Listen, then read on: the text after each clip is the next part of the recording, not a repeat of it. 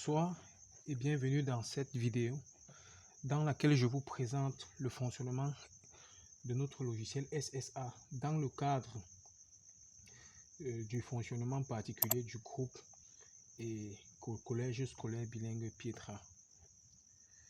Alors, nous allons nous connecter en tant qu'administrateur au système. Ok, étant connecté ainsi, nous allons rapidement voir comment chaque module fonctionne pour le cadre de Pietra.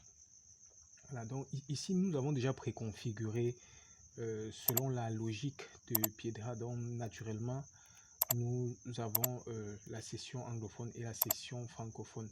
Donc ça c'est les classes. On a déjà préenregistré les classes et les classes que nous avons vues dans le document qui nous a été fourni. Donc voilà, donc c'est un lycée d'enseignement général, session francophone, session anglophone. Donc voilà les classes de la session francophone qu'on a déjà enregistré, on a préenregistré. Il y a aussi le primaire de la session francophone. Voilà les classes. Maintenant le primaire de la session anglophone. Voilà les classes qu'on a déjà enregistrées. Ok, donc c'est un peu comment ça fonctionne.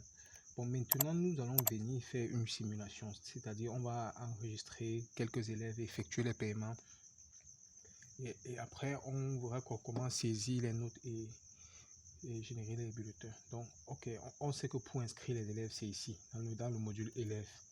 Donc c'est ici dans le module élèves que nous allons inscrire les élèves. Je vais prendre par exemple le cas du collège. Du collège, je prends la classe de 6e. On a déjà ici là 5 élèves en 6e. Si je pas peut-être même en seconde C, on a 3 élèves. Donc enregistrons peut-être un nouveau élève en seconde C. Donc j'inscris l'élève ici, enregistrer un nouveau élève. Donc je peux entrer Tamo Jean par exemple. Donc un nouveau élève, il est masculin, il est né le 12/07/2000. Peut-être à Douala. Donc c'est comme ça qu'on enregistre. Pour enregistrer, voilà les informations les plus capitales. Et si vous pouvez aussi enregistrer les informations du parent, parce qu'à un moment donné il va falloir faire les alertes SMS ou bien les relances financières pour le paiement des frais de scolarité. Donc c'est vivement conseillé d'enregistrer les informations des parents. Donc s'il n'y a pas ces informations là, c'est pas grave. Donc c'est comme ça qu'on inscrit un élève. Maintenant pour effectuer le paiement, c'est dans finance. Mais vous voyez, c'est pas configuré. Quand ça met le message ici, ça veut dire qu'on n'a pas encore configuré les finances. Nous allons rapidement configurer et vous allez voir comment ça fonctionne. Donc on configure ici dans configuration. La configuration, par exemple, je vais supposer que je vais configurer pour la classe des 6e les frais d'inscription. Donc c'est ici configuration des frais d'inscription. Donc je vais éditer francophone, enseignement général, bien sûr, j'édite. Je viens ici, je viens dans les configurations des montants. Donc il y a un gros travail qu'il faut abattre avant que je n'arrive chez vous pour déployer. Je vais d'abord enregistrer selon les montants que vous m'avez donné ici. Donc je viens, ça c'est pour le collège. Inscription de la 6e c'est 15 000. Donc pour la 6e c'est 15 000. J'entre la date d'échéance pour l'inscription. Est-ce qu'il y a la date? Oui, 5 septembre 2022. Donc je vais mettre 5 septembre 2022. Bon, je peux mettre, ça c'est la première date d'échéance. Je mets une deuxième date, c'est-à-dire que quand je parle de première date, c'est la date à laquelle on pourra rappeler les parents que non, au plus tard le 10, on va finalement vous mettre à la porte. Donc c'est premier avertissement, deuxième avertissement. Donc quand c'est fait, je coche, j'enregistre. Quand j'ai enregistré comme ça, je peux venir aussi configurer les frais de tranche toujours pour la 6e. Je profite. Tranche pour la première tranche. Pour la classe des 6e, ça n'avait pas été configuré. Je regarde, première tranche c'est 40 000. Première tranche pour la classe des 6e c'est 40 000. Donc les 40 000 là doivent être payés avant le 4 novembre 2022. Donc je vais mettre 4 novembre 2022. Je suppose qu'on accorde une marge peut-être de 6 jours encore. 6 novembre, bon, ou bien de 2 jours pour rappeler aux parents. Ça s'appelle la deuxième date d'échéance. Donc j'ai fait ça. Et je configure aussi la tranche 2. Donc c'est comme ça que ça se passe. Il y a un gros travail à abattre au début. Tranche 2 c'est 20 000. Donc tranche 2 c'est 20 000. On a dit que ça doit être payé avant le 2 décembre 2000. Donc on se dit 2 décembre 2022. On peut mettre peut-être même le 06 décembre 2022. Donc c'est-à-dire on accorde encore deux jours avant de mettre à la porte. Donc même chose pour la troisième tranche. Troisième tranche c'est combien? C'est 10 000. Pour la classe de 6e, la troisième tranche c'est 10 000. Bon, la date d'échéance c'est le 2 janvier. 2 janvier 2023. Bon, on va mettre même ici là le 8 janvier ou plus tard le 8 janvier. Il faut que l'enfant a réglé. Donc c'est un peu comme ça que ça se passe, les configurations. Donc il y a un travail à battre. Avant que je n'arrive pour déployer ça chez vous, il faut que je fasse le maximum pour que quand j'arrive là, que ce soit déjà prêt pour utiliser. Quand c'est configuré, je reviens dans finance. Vous voyez, quand je reviens dans finance maintenant, on me montre que c'est bien configuré. Les frais d'inscription ont été configurés. Bon, c'est vrai qu'il y a aussi les frais divers. Il y a aussi les frais divers, comme par exemple, je peux venir ici là. Les frais divers, bon, dans ce cas ici là, c'est divers. Je peux supposer que les élèves des 6e, les trucs comme les rames de format et tout ça, si ça doit se gérer à l'établissement, je peux peut-être dire, ok, tous ces frais accessoires qui sont à côté là-bas doivent entrer dans les frais divers. S'il y a un truc à payer, on met dans les frais divers. Donc, je vais mettre 09 novembre, les frais divers. Par exemple, je sais pas comment vous allez définir ça. Vous allez mettre ça dans les frais divers. Donc, quand c'est fait, je reviens en finance. Je vois bien que les frais d'inscription 10 000, les frais divers, je viens de configurer à 4 000. Les frais de pension, maintenant, la pension, première tranche, c'est 40 000. Deuxième tranche, 20 000. Troisième tranche, 10 000. Quand c'est configuré, c'est généralement le travail de l'administrateur. Il configure ça bien comme ça. Mais c'est vrai que même les utilisateurs peuvent le faire. Voilà. Donc, l'enfant a été inscrit. Il vient, il paye par exemple la pension. Et il y a aussi les réductions. Il paye la pension au complet. Je suppose que Faux et Marc Charest payent la pension au complet. Donc, je viens, je paye l'inscription. Voilà comment on paye. On appuie ça a payé. Oui, non, on peut imprimer le reçu ici. Le reçu sort sur un format. Voilà tout ce que je viens de configurer. D'accord. Maintenant, il paye l'inscription. Il paye les frais divers. Je paye les frais divers. On le réduit, par exemple, sur la pension, sur la première tranche. Il a eu peut-être, par exemple, une bourse scolaire. On le réduit 10 000 francs. Je sais pas, pour un motif. C'est pas, c'est un parent. C'est un enfant du personnel, on ne sait jamais. Donc j'enregistre. Donc voilà la réduction qui a été effectuée. Donc maintenant que je peux maintenant payer les 30 000 restants, etc. Je paye la deuxième tranche, c'est comme ça qu'on paye. C'est juste pour vous faire voir, n'est-ce pas? La troisième tranche, c'est 10 000, je paye la pension. Dans tout ce que j'ai fait là, je peux simplement imprimer un reçu. Parce que dans le reçu, il y a le recap. Vous voyez bien que ça me sort les frais de réduction de l'enfant. Donc, regardez comment ça fonctionne. Donc, ça s'imprime généralement sur un format. Ça sort comme ça. Donc, voilà le reçu. Voilà comment le reçu se présente. Alors, maintenant, donc, on inscrit l'enfant ici et on vient dans le truc payer les frais de scolarité. Alors, maintenant, nous allons voir un peu quelques statistiques qui sont générées. Je viens dans option d'impression ici, ça va me donner la liste des élèves ayant complètement réglé les frais, les élèves n'ayant jamais réglé les frais, les élèves ayant géré partiellement, les élèves n'ayant jamais réglé le frais. Donc bref, tout ce qu'on veut pouvoir avoir, ça sort pour la classe et ça met. Ça c'est d'un.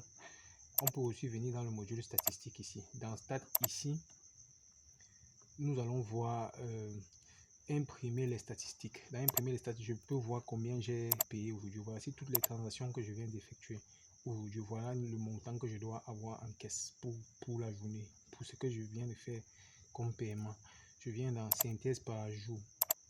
Tu vois, vous voyez, donc ça c'est tous les jours que j'ai eu à effectuer des transactions et le total que je dois avoir en caisse pour tous ces jours-là. Maintenant, ça c'est le paiement par classe. Donc ça donne exactement la situation de chaque enfant. Bon, ça c'est pour la seconde C. Essayons de donner un peu pour notre classe de sixième, le paiement par classe. Donc on voit combien chacun est censé payer. Celui-ci, c'est parce qu'on l'a effectué une réduction de 10 000. C'est pour ça que ça donne, vous voyez, pour la classe là. Ça, c'est le récapitulatif maintenant de tous les paiements. Donc, c'est le recap pour chaque classe avec la totalité de l'argent qu'on a. Maintenant, ici, j'ai scindé les frais divers, c'est-à-dire les statistiques des frais divers avec les statistiques de la pension. Donc, généralement, c'est scindé. Ailleurs, on appelle ces frais divers là la TFA. Ok, donc ici, on peut faire les relances globales, c'est-à-dire que ça sort des petits papillons comme ça pour qu'on va envoyer aux parents pour qu'ils voient leur situation et qu'ils sachent qu'ils doivent venir payer la pension, sinon, bon, etc. Je vous renvoie à la vidéo sur le paiement des frais de scolarité pour voir de façon détaillée comment ça fonctionne. Maintenant, nous allons rapidement revenir ici au niveau du module bulletin. C'est dans le module bulletin qu'on saisit les notes et qu'on imprime. Bon, pour le faire, on va rapidement faire en mode super administrateur. Je suppose que ici là, je vois toutes les matières qui sont enseignées en seconde. C'est donc si je change de classe par exemple, je viens en sixième, c'est toutes les matières de la sixième. Nous avons déjà préconfiguré ça. Dans matière, on a enregistré toutes les matières possibles et on a configuré. Par exemple, je prends le cas des matières scientifiques, mathématiques. On a fait ce travail, on a enregistré, on est venu par niveau affecter toutes les classes dans lesquelles on enseigne mathématiques avec les coefficients selon la grille des coefficients donnés par le ministre. Donc c'est un travail qu'on a abattu. Du coup, la seule chose qu'il faut venir faire, c'est enregistrer les élèves comme c'est à faire et créer le compte de certains personnels pour la saisie. Bon, on va saisir par exemple les notes ici de mathématiques. Si je reviens sur saisie ici, là, je mets la date à laquelle j'ai évalué. Si peut-être je peux les laisser la date d'aujourd'hui. Si j'évalue sur 20 et comme c'est là, il n'y a pas de problème. J'ai les notes de la première séquence. Je suppose que la première séquence ça c'est dans le cas où la première séquence a deux évaluations. Donc si ça a deux évaluations, je vais choisir plutôt première séquence. Là, ça c'est pour deux évaluations. Ça c'est pour deux évaluations. Mais si le trimestre a simplement deux évaluations, je peux venir directement sur le premier trimestre, saisir les notes. Là, ça va me mettre séquence 1, séquence 2. Et ça va me mettre la totalité de façon instantanée. Donc allons-y, prenons les deux cas. Le cas où la séquence, on évalue 4 fois dans le trimestre. Donc je vais supposer 12, 15, 10. Vous voyez comment ça auto-complète automatiquement 6, 7. Voilà, donc je suis saisi par exemple ça. Lorsque c'est saisi de cette façon-là, je n'ai pas initialisé pour Dougoucon. Pourquoi je viens ici, je n'ai pas initialisé 12, 6 par exemple. Donc d'accord, c'est bon. Maintenant, nous allons peut-être voir directement au niveau du trimestre, ça initialise les notes de la première séquence et ça, je saisis par exemple encore les notes de la deuxième séquence. Donc je vais entrer les notes de relation. Il a eu peut-être 12 ici, 7, 8, 10, 11. Je viens rapidement ici. Il a eu 14, il a eu 16, il a eu 17, il a eu bon, tout ça c'est 11. Donc j'enregistre. Quand c'est enregistré comme ça là, au niveau du trimestre, c'est ici là, ça vient faire, ça sort une fois la moyenne du trimestre. On peut saisir comme ça, comme on peut directement saisir, c'est-à-dire je saisis aussi les notes de sciences, comme on peut directement venir saisir la note du trimestre. Ça c'est dans le cas où peut-être le trimestre a seulement deux évaluations, donc je viens directement ici, 14. Bon, tu vois, quand je mets une note qui est supérieure à 20, le système m'alerte de façon automatique. Donc je vais prendre ça comme ça. Ici, 6, 6, 6. Voilà. Donc, je suppose qu'il a 7, il a eu ici. Voilà. Bon, donc je le fais. Quand je le fais directement, ça me met la note de trimestre. Donc il y a deux façons de saisir. Quand c'est fait, je peux venir sur bulletin. Donc il faut d'abord actualiser. Donc j'actualise ici, j'actualise ici. Et je peux générer les notes de l'évaluation, les bulletins de l'évaluation 1. Donc voilà un peu comment ça se présente, comment les bulletins vont se présenter. Donc j'ai saisi de cette façon. Donc évaluation 1, évaluation 2. Et ça me donne la moyenne du trimestre. Bon, maintenant, il y a cette option dans les paramètres. On peut venir ici, là. Je viens gérer les statistiques par matière. Donc, je dois mettre cet attribut à 8 pour que lors de la génération, ça puisse m'effectuer tous les calculs nécessaires. Donc, si je reviens, vous allez vous-même voir. Donc, ça me sort exactement comme il faut. Alors, venons un peu générer le bulletin du trimestre. On voit comment ça sort. Donc voilà le bulletin du trimestre. Le bulletin du trimestre sort exactement comme ça. Et tous les calculs sont effectués de façon automatique. Voilà comment on imprime. Et voilà comment ça va sortir sur un format A4. Les bulletins des enfants vont sortir sur le format A4 de cette façon. Alors maintenant, nous remarquons que l'enseignant de mathématiques n'a pas de nom, et même l'enseignant d'informatique. Donc pour mettre le nom sur le bulletin, il va seulement falloir venir enregistrer d'abord cet enseignant. Je viens dans personnel, je vais enregistrer un nouveau enseignant, c'est-à-dire un enseignant régulier. Je peux entrer Moifo Cédric. Donc il est né peut-être le 10-12-1988. Ok, donc je fais comment? Accès à SSA pour se connecter. Il va entrer Cédric pour se connecter. Voilà, donc lorsque c'est fait, je viens dans emploi de temps. Dans emploi de temps, c'est pour que on affecte cet enseignant à une classe, à une ou deux classes particulières. Je viens dans emploi de temps, oui, j'édite l'emploi de temps. En sixième, c'est le prof d'info, donc je viens, je choisis Moifo Cédric, je suppose qu'il enseigne. Donc si c'est un enseignant, c'est ce qui fait court. Il enseigne 7h à 9h, je peux simplement mettre même comme ça, ça va l'affecter. Et il enseigne encore en seconde C, par exemple, il enseigne tout, c'est info en seconde C. Il enseigne informatique en seconde C, peut-être de 12h00 à 14h00. Donc j'enregistre. Lorsque c'est fait, je suis sûr que si je viens me connecter avec son compte Cédric, voilà, donc quand si je suis connecté comme ça, voilà tous les modules que on peut décider de l'allouer ou bien de l'enlever, ça dépend. Donc je viens dans le bulletin ici. Dans le bulletin, je ne vais voir que la matière que j'enseigne et que les classes qu'on m'a allouées. Donc là, je peux saisir peut-être les notes de la première séquence comme ça. Donc je saisis. Si à la première séquence, il y a une seule note, il n'y a pas de problème. Donc si j'ai évalué une fois, j'entre seulement les notes une fois là. Il n'y a pas de souci et j'enregistre. Si j'ai les notes de la deuxième séquence comme ça, je fais la même chose. J'ai évalué seulement une fois. Donc 5, 12. Bon, tu vois, quand je mets une note qui est supérieure à 20, il faut être prudent. Maintenant, je viens. Ensuite, donc je fais ce travail-là. Quand j'ai fait ce travail-là, c'est bon. Je suis sûr que note du trimestre. En tout cas, on va désactiver afin que tout cela ne soit vu au même moment. Ok, donc quand c'est bon, c'est bon. Donc je peux y saisir comme ça et il se déconnecte. Du côté administrateur, on peut tout visualiser.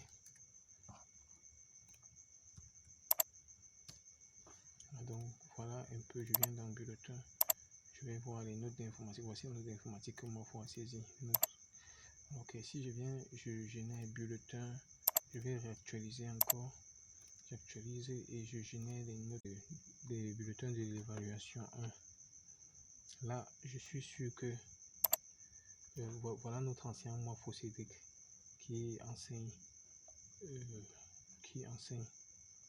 l'informatique. Alors, donc voilà de façon générale un peu présenter comment ça fonctionne. Donc, on a déjà presque fait la grande partie du travail en entrant déjà les matières avec les coefficients. Tout ce qu'il va falloir, c'est entrer les élèves et entrer le personnel de l'établissement et commencer le travail. Donc, c'est vrai qu'il y a d'autres services aussi à côté, comme par exemple les cartes scolaires. On fabrique aussi les cartes scolaires. Il y a plusieurs modèles de cartes scolaires. Ça dépend de vous. Il y a les tableaux d'honneur personnalisés bien faits qu'on vous offre aussi comme service à côté. Il y a les tableaux d'honneur avec encouragement. C'est simple. Les tableaux d'honneur avec félicitations. Donc voilà ces différents services-là. La vidéo a été faite afin que vous puissiez voir un peu de quoi il s'agit. Et là, si vous décidez, vous nous contactez et on peut s'entendre déjà sur les modalités afin que le jour J, on vient simplement déployer et soit vous nous gérez, soit vous nous gérez partiellement. Ok, merci de votre aimable attention. À la prochaine.